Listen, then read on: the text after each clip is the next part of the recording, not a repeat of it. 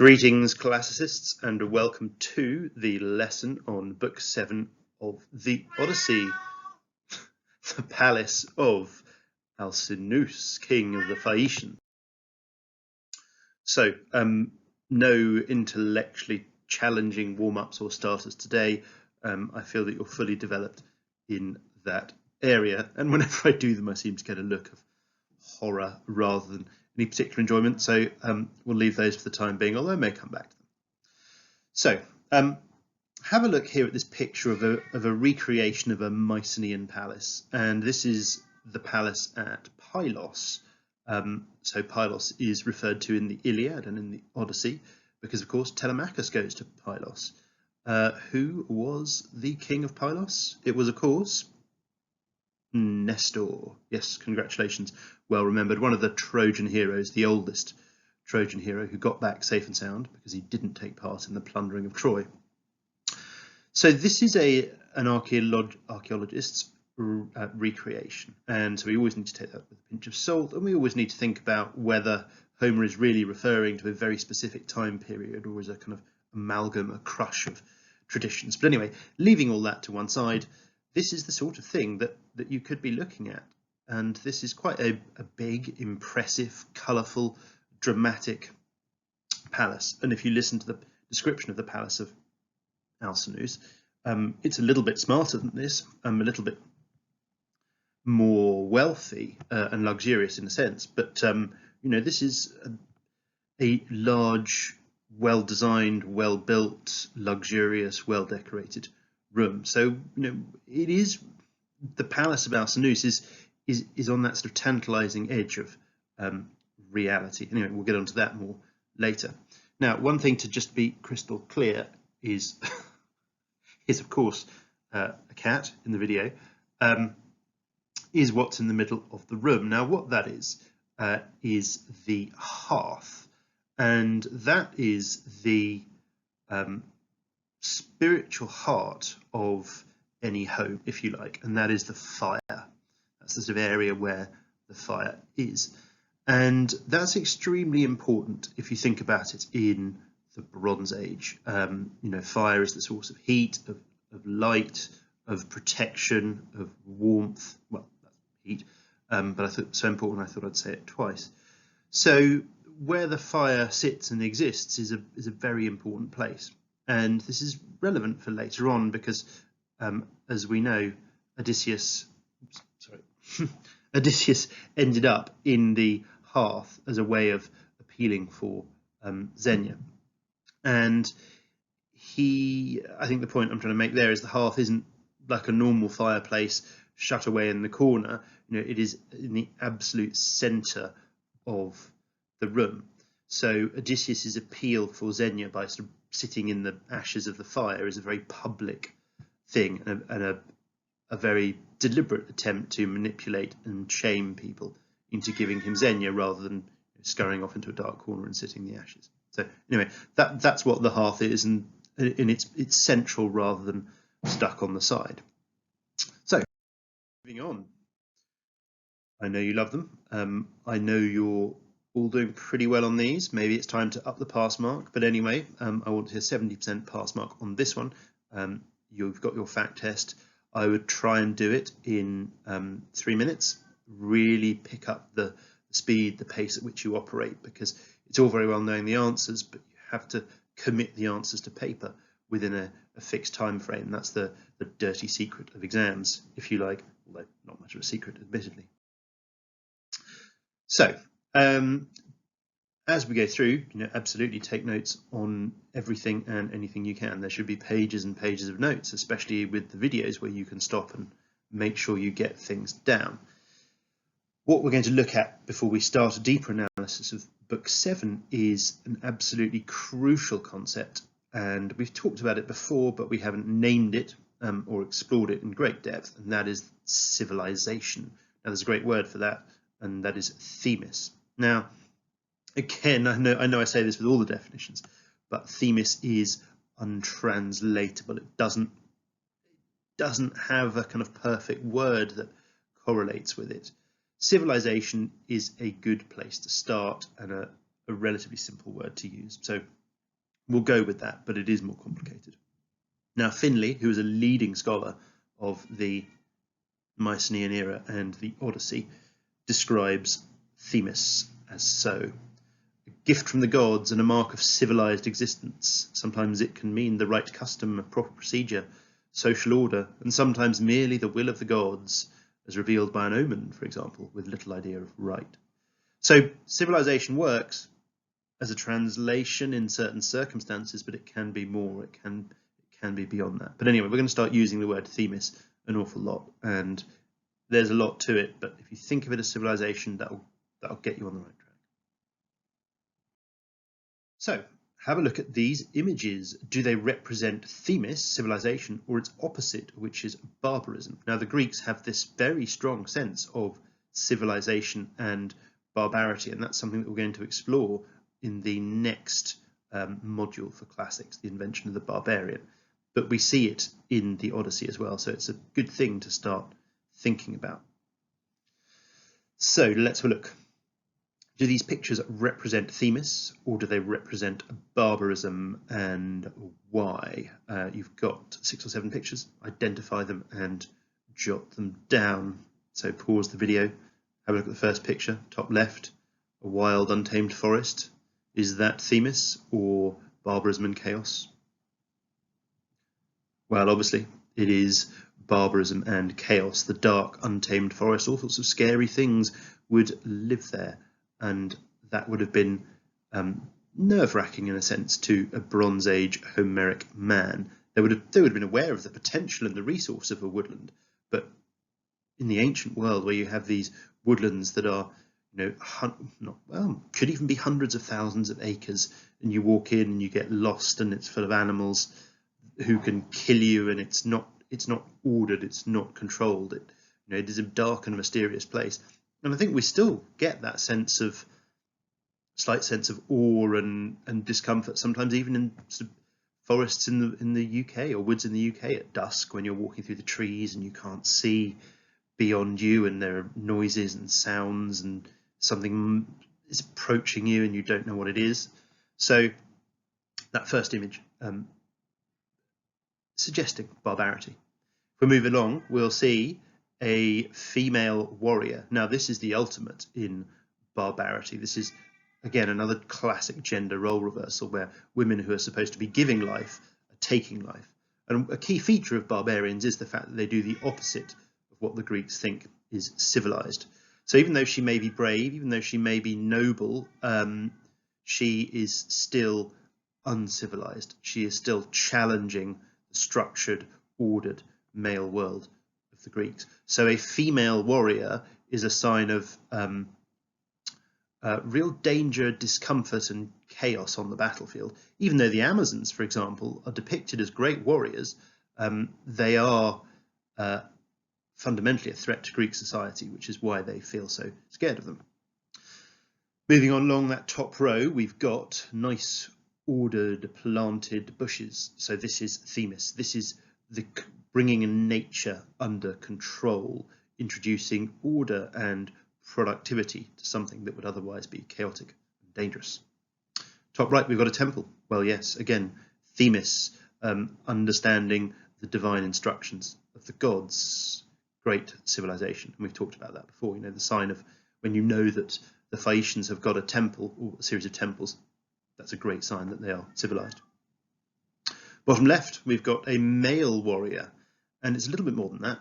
It is this male warrior who is a hoplite. Now, this isn't quite the type of soldiers that you would see in Homer. They do fight on a very individual basis.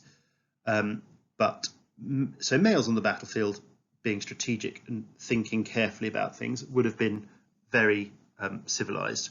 The ultimate in sort of battlefield civilization, or Themis if you like, is a series of men all working together as a unit. And Homeric heroes don't actually get there, but they do later on in Greek times, as we shall see. Next one along is Xenia. So the process of and the customs of Xenia. That shows restraint, shows an understanding of the will of the gods, it shows civilization in so many ways. It is, again, this thing that holds civilized society together. Now, the last one is storms on the sea. So this is really chaotic. I don't know if barbaric is perhaps the right word for this, but it is the opposite of civilized. And so a key sign of civilization, if you like, are ships. So the ability to build and sail ships shows great themis, because you're bringing order and control to this sort of uncivilized, chaotic, and wild seascape. Good. So do start thinking about things, societies, people, customs in terms of themis and barbarism.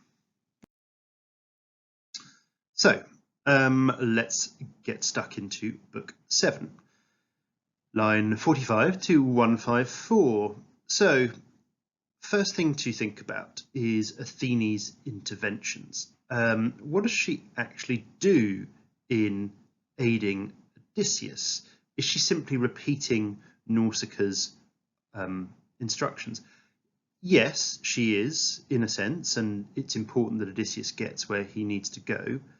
She covers him in mist, and it's said that this is because the Phaeacians may not be welcoming to Odysseus, or indeed any stranger.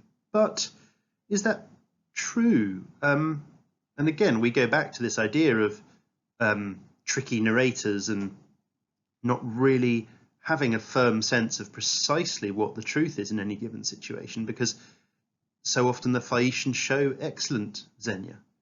But is that simply because Athene has made them, or is that the nature of their society? Again, it's very much up to you. But a classic exam question is, how significant are Athene's interventions, either throughout the Odyssey or through within a specific area? And given she doesn't really intervene much, if at all, in books 9 to 12, often they'll focus on, say, books 5 to 8 if it's a short question. So have a look, read back through the text. How significant were these interventions? Break them down into each particular one. Was it significant? Do obviously think about literary significance, but I probably wouldn't go too overboard on these. These, in a sense, are relatively minor. So, in what ways is the island of the Phaeacians a mixture of the human realm and the divine? Perhaps that question is best asked later on. But I think we can see there are elements of a sort of utopia or a perfect society here. And I think we'll come back to that question at the end. So this is going to be the majority of the lesson or the time spent.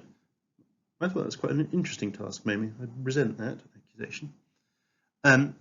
And this is the drawing and the labelling of the palace of Alcinous, which is quite a long and well-developed passage, or couple of pages actually.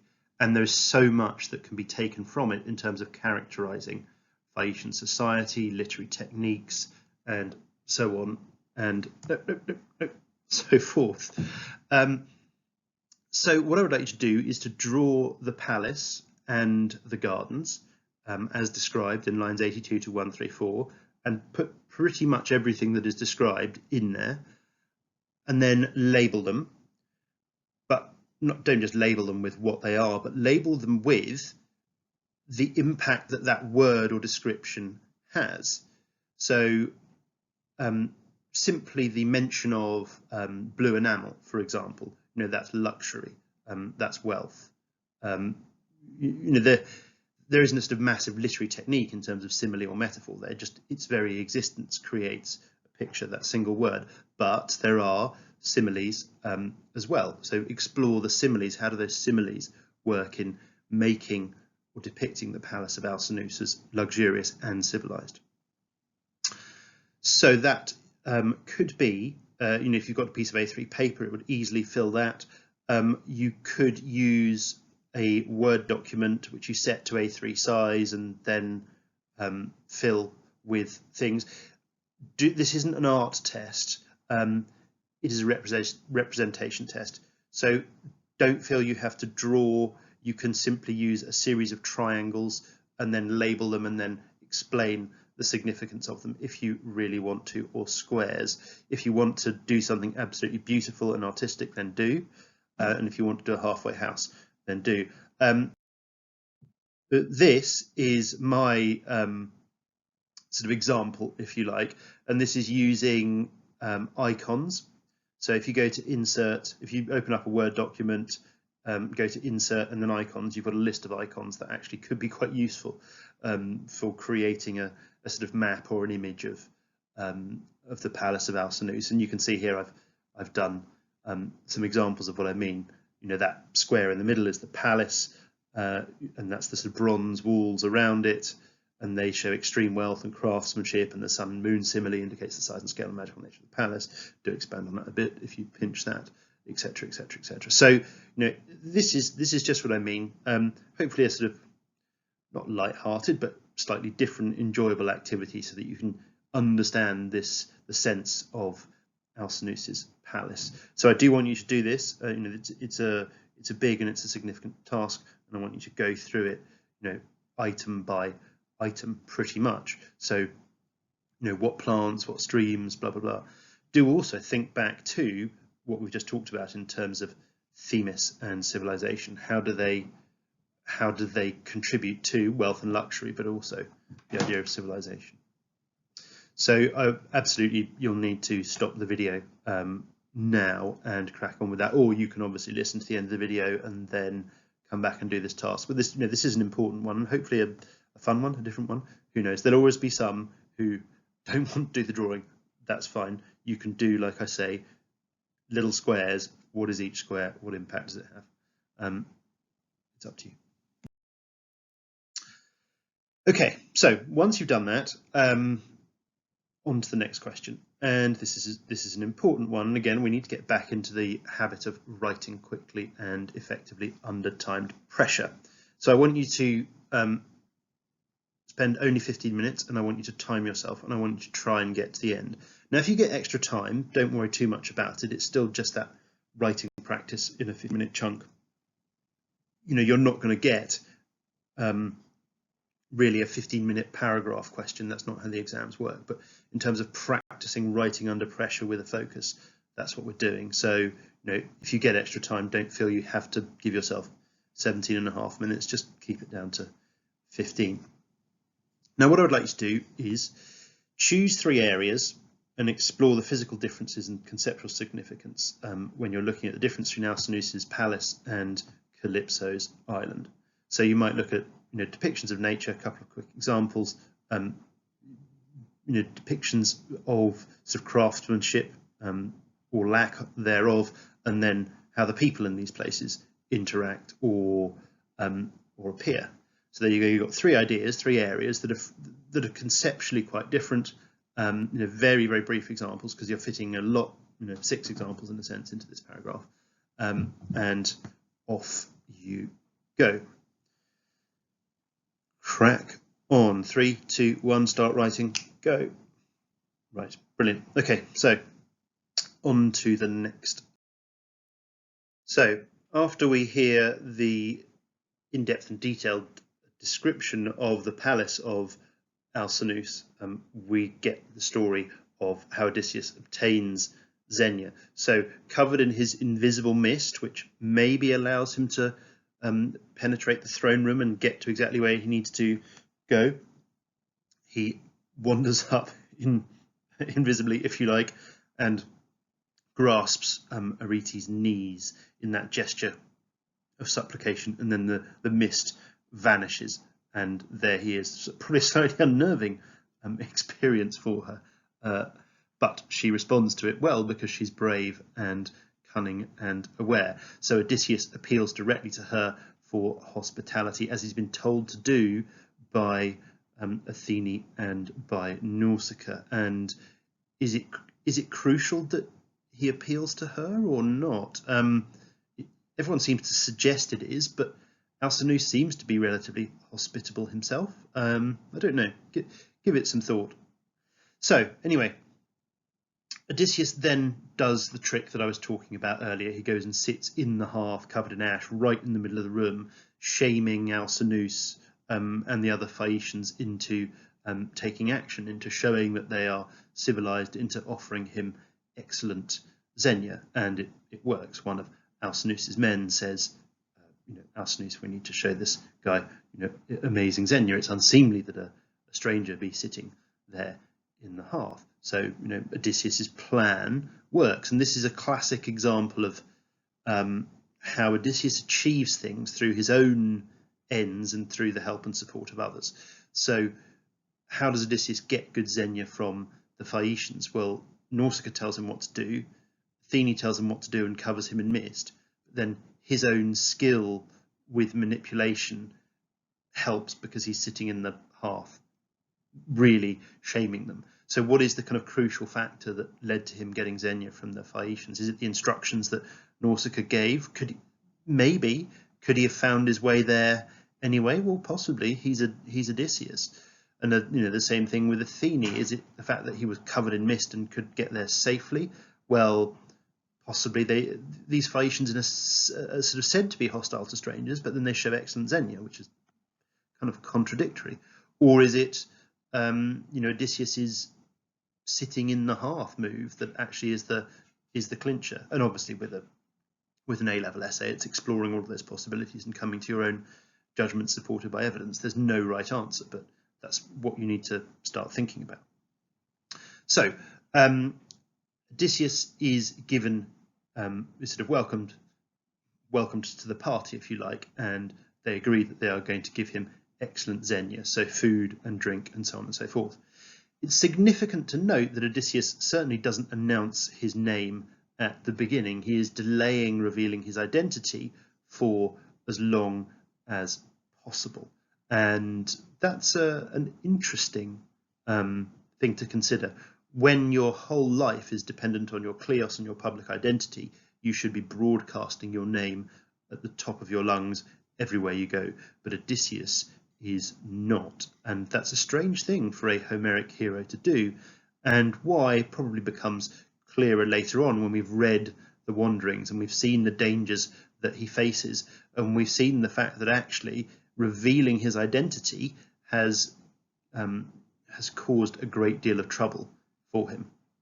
And the fact that these are the people of Poseidon, these Phaeacians, might be even more significant, because we know that it's Poseidon who is cross with Odysseus. So has he picked up on that? Is he concerned that these people who love Poseidon may be particularly unhappy with him?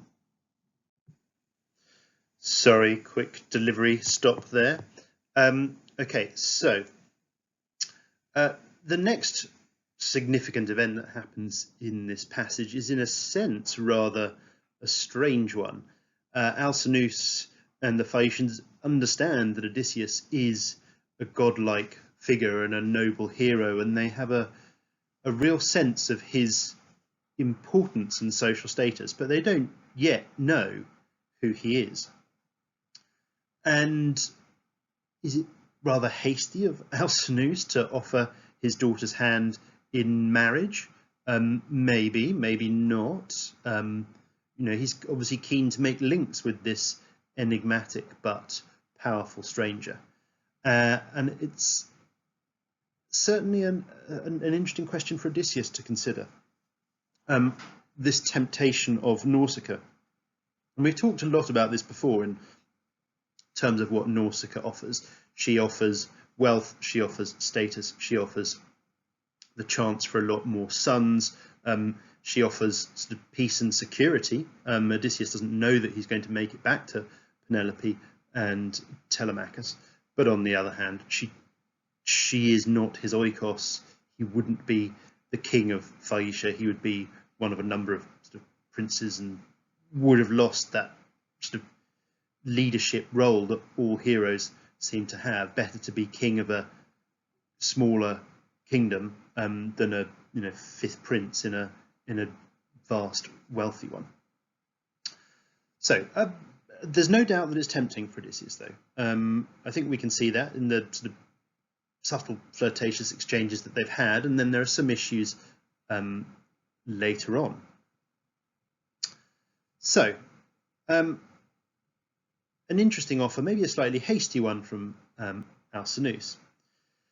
So another thing to consider, how does Homer portray the character of Alcinous in comparison to Arete? Well, Alcinous, I think, is a little bit of an idiot.